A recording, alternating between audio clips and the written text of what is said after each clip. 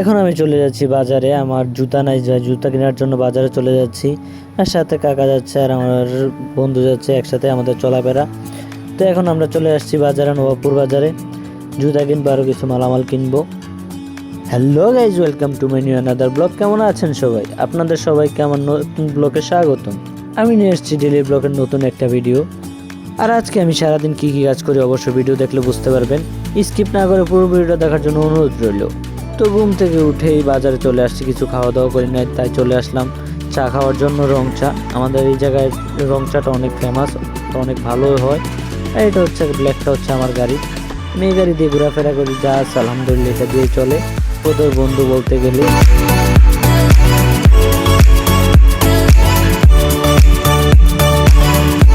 কেনাকাটা শেষ করে এখন চলে যাচ্ছে বাড়ির দিকে।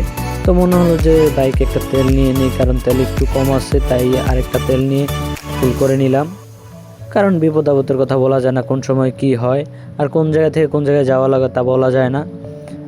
আর বিপদ তো মানুষকে বলে কয়ে আসে না, এই জন্য এক্সট্রা রাখতে হয়।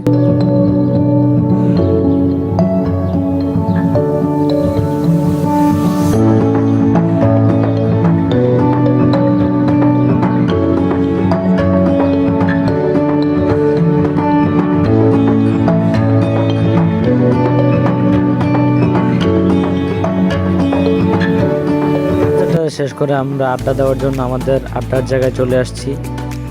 এই জায়গায় আমরা সবাই মিলে আড্ডা দিই। আর ফ্রি ফাইলে আমাদের কোনো জায়গায় না পাইলেও এই জায়গায় পাওয়া যায়, এটা কনফার্ম।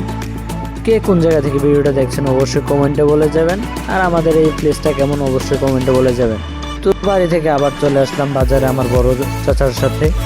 উনি বিদ্যুতের জন্য আবেদন করছিল, মিটার এখনও আসে না, এই জন্য অফিসে আসছে যে কোন অবস্থায় আছে এটা দেখার জন্য।